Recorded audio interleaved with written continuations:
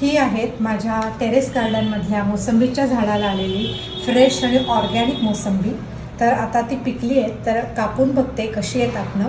आणि हे काही झाड जे आहे माझ्या टेरेसमध्ये ते पण तुम्हाला दाखवते. त्याला लगडलेली ही सगळी मोसंबी पण तुम्हाला दाखवते. तर आता पहिल्यांदा आपण हे मोसंब कापून बघूया आतनं कसं आहे, आणि चव पण तुम्हाला सांगते कशी आहे त्याची.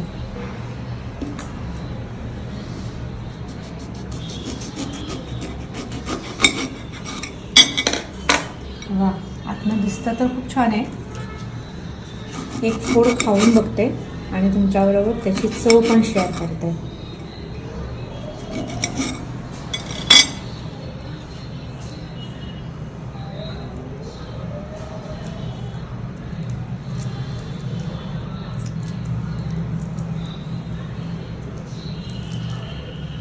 खातोस का?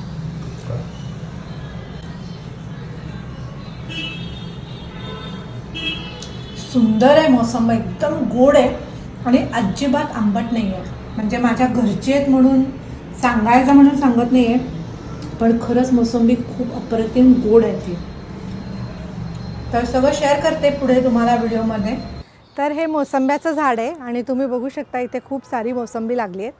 तर हे झाड खरं तर मी पहिल्यापासून लावलं नाही. हे झाड मला गिफ्ट मिळालं आहे आमच्या एका फॅमिली फ्रेंडकडनं. पण मोसंबी तुम्ही बघितली तर मी एक मोसंब खाऊन पण बघितलं आहे. अतिशय गोड मोसंबी आहे. तर हे आता आपण कापूया कारण तयार झाली आहेत मोसंबी. बघा, लगेचच निघून येत आहे ते.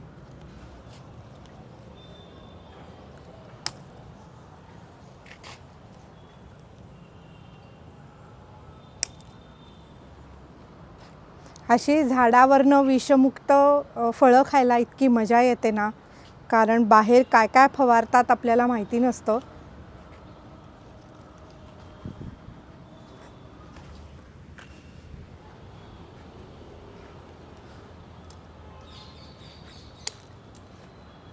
काय वास येतोय, मस्त सुंदर वास आहे याला.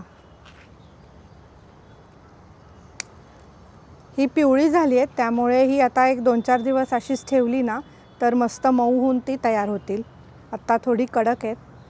हे झाड नर्सरीतून घेतलं होतं आणि ह्याला खत कुठलं दिलं ते सांगते. तर स्टेरामिल, शेणखत आणि नीमखत असं मिक्स करून दर 15 दिवसांनी ह्याला दिलेलं होतं. आणि पावसानंतर म्हणजे ऑगस्ट-सप्टेंबरमध्ये याला फुलं येतात आणि मग फळं पिकायला साधारण जानेवारी ते फेब्रुवारी उजाडतो.